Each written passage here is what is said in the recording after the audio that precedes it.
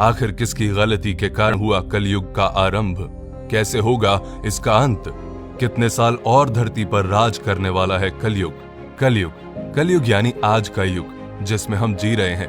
कितनी पीड़ा, कितना दुख, कितनी यातनाएं हैं इस कलयुग में, फिर भी हमें जीना तो पड़ता ही है। लेकिन क्या आपने कभी सोचा है कि कहां से आया है ये कलयुग? आखिर क्यों इस धरती पर कलयुग की जरूरत पड़ी? आज की इस वीडियो में मैं आपको बताऊंगा कि आखिर क्यों और कैसे इस कलयुग ने धरती पर जन्म लिया और कैसे इसका अंत होगा। तो जैसे आपका दोस्त आपको जब कुछ बातें बताता है तो आप उसे सुनते हैं, वैसे ही आप मुझे अपना दोस्त मान ले, ऐसा मैं कहूंगा नहीं, क्योंकि मैं आपका दोस्त ही हूं। तो आखिर तक बने रहिए इस वीडियो में मेरे साथ और मेरी बात को ध्यान से सुनिए। हमारे पुराणों में 4 युगों का वर्णन किया गया है: सतयुग, द्वापर युग, त्रेता युग और कलयुग। कलयुग चौथा और आखिरी युग है। शास्त्रों में बताया गया है कि कलयुग के अंत में जब कलयुग अपनी चरम सीमा पर पहुंच जाएगा, तब भगवान विष्णु अपने 10वें अवतार कल्कि के रूप में अपने देवदत्त घोड़े पर सवार होकर आएंगे और इस कलयुग का अंत कर देंगे। आखिर कलयुग होगा कैसा? हमारे पुराणों में बताया गया है कि कलयुग में पाप, अधर्म, घृणा, झूठ, अपराध आदि काफी बढ़ जाएगा। मनुष्य केवल 20 साल तक ही जीवित रहेंगे। उनका कद भी घटकर 4 इंच तक हो जाएगा। कलयुग में कुछ ऐसे व्यक्ति होंगे जो विद्वान कहलाएंगे, लेकिन अपने फायदे के लिए दूसरों को नुकसान पहुंचाने में जरा भी नहीं हिचकिचाएंगे। कलयुग में लोग अपनी संतानों के मोह में इतना डूब जाएंगे कि संतान का विकास ही रुक जाएगा और बच्चे माता पिता के प्रेम में फंसकर ही रह जाएंगे। कलयुग में अगर किसी दूसरे की संतान साधु बने तो उसके दर्शन अवश्य करेंगे, लेकिन अगर खुद की संतान साधु बने तो निराश होकर रोएंगे और सोचेंगे कि आखिर उनकी संतान ने ऐसा क्यों किया। कलयुग में दोगले लोग होंगे जो कहेंगे कुछ और करेंगे कुछ और, अपनी सत्ता का गलत इस्तेमाल करेंगे और मासूम लोगों का शोषण करेंगे। कलयुग के लोग ऐसे होंगे जो अपने पुत्र और पुत्री के विवाह में बहुत धन खर्च करेंगे, लेकिन किसी गरीब को कुछ नहीं देंगे। और इनमें कई बातें हम अपने जीवन में सच होते देख भी रहे हैं। ऐसे में हमारे मन में सवाल उठता है कि आखिर इस कलयुग का आरंभ हुआ कैसे? तो चलिए जानते हैं।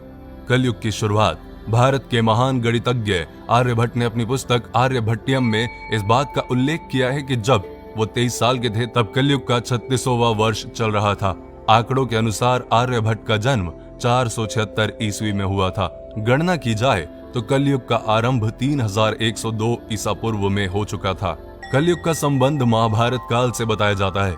कहा जाता है कि जब महाभारत युद्ध के बाद पांडवों ने कौरवों को हराकर सारा राजपाट जीत लिया था, तब कुछ समय के बाद पांडवों को समझ आ गया कि इन सब चीजों की जरूरत नहीं है। इसीलिए सभी पांडवों की सहमति से युधिष्ठिर ने अपना सारा राजपाट त्याग कर राजा परीक्षित को सौंप दिया और द्रौपदी के साथ सभी पांडव मोक्ष की प्राप्ति के लिए हिमालय की ओर चले गए। बस तभी से कलयुग का आरंभ शुरू हो गया।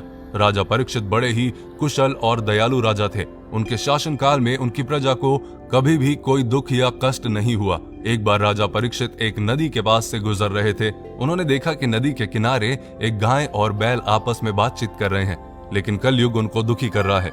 राजा परीक्षित ने बैल के रूप में धर्म और गाय के रूप में पृथ्वी को पहचान लिया। कलयुग के द्वारा गाय और बैल के ऊपर होने वाले अत्याचार को राजा परीक्षित सहन नहीं कर पाए और उन्होंने अपनी तलवार निकाली और कलयुग को मारने के लिए आगे बढ़े। राजा परीक्षित का क्रोध देखकर कलयुग कांपने लगा।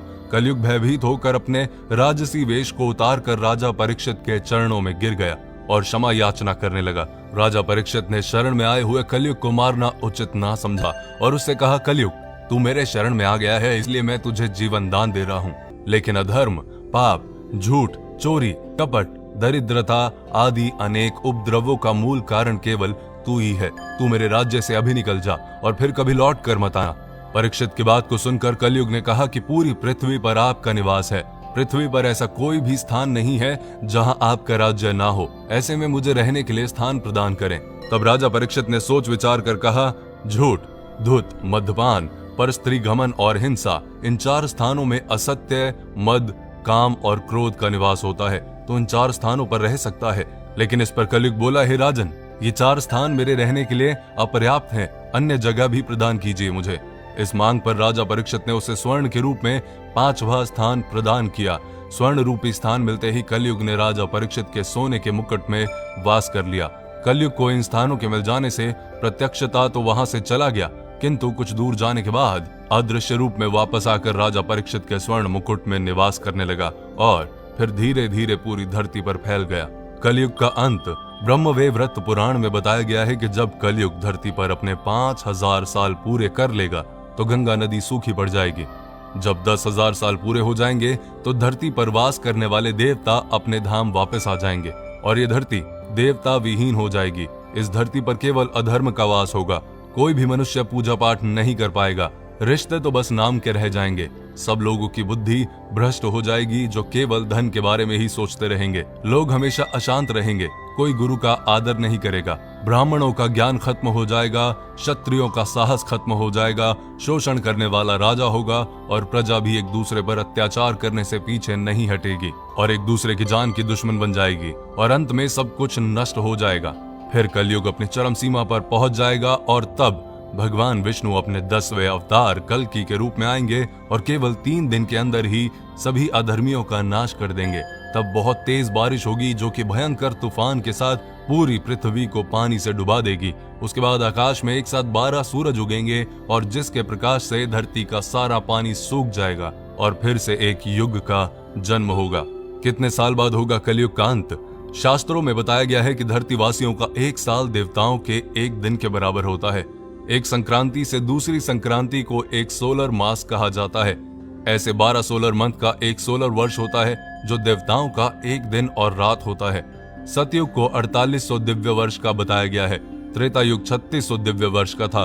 द्वापर युग 2400 वर्ष और कलयुग 1200 दिव्य वर्ष, यानी कि कलयुग 4,32,000 सौर वर्ष का होगा, जिसके अनुसार कलयुग के अभी 5000 साल ही पूरे हुए हैं। 4 लाख से भी ज्यादा वर्ष अभी बाकी हैं जब तक कलयुग इस धरती पर राज करेगा। लेकिन कलयुग के इस समय में मनुष्य को इस भयंकर प्रलय से केवल हरि कीर्तन और भक्ति ही बचा सकता है।